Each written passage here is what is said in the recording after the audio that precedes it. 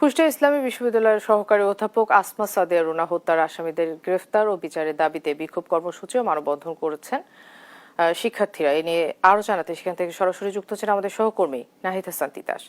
তিতাস, কি বলছেন শিক্ষার্থীরা, বিস্তারিত আমাদেরকে জানাবেন।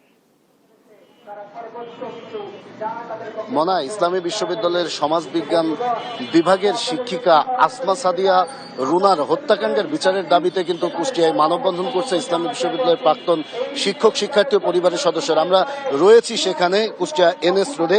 এখানে কিন্তু শত শত যারা ইসলামী বিশ্ববিদ্যালয়ের প্রাক্তন এবং বর্তমান শিক্ষার্থীরা রয়েছে তারা কিন্তু মানববন্ধনে দাঁড়িয়েছেন এবং তাদের একটাই দাবি যে এই যে রুনা শিক্ষিকা রুনাকে যে নৃশংসভাবে হত্যা করা হয়েছে, এর সাথে যারা জড়িত, এর সাথে যারা জড়িত আছে তাদেরকে খুঁজে বের করতে হবে এবং তাদেরকে গ্রেপ্তার করতে হবে। এছাড়াও আজকে তারা কিন্তু এক প্রকার ক্ষোভ প্রকাশ করছে যে আজ 3 দিন পার হয়ে যাওয়ার পরেও একমাত্র কিন্তু যে কর্মচারী ফজলুর রহমান ছাড়া কিন্তু আর কোনো আসামিকে কিন্তু গ্রেপ্তার করেনি পুলিশ।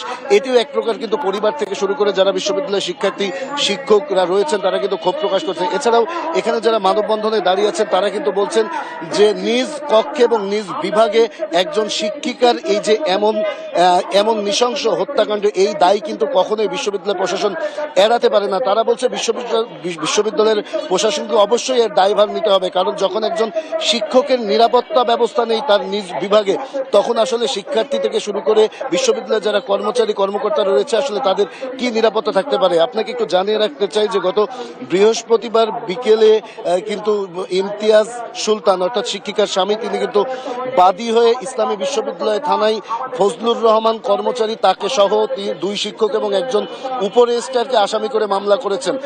এরপরে পুলিশ শুধুমাত্র চিকিৎসাধীন অবস্থায় ফজলুর রহমানকে গ্রেপ্তার করেছেন এবং বাকি 3 জন কিন্তু এখনো ধরাছোঁয়ার বাইরেই রয়েছে। এই ছিল কুষ্টিয়ায় ইসলামী বিশ্ববিদ্যালয়ের শিক্ষক শিক্ষার্থীদের মানববন্ধন থেকে আমার কাছে সর্বশেষ খবর।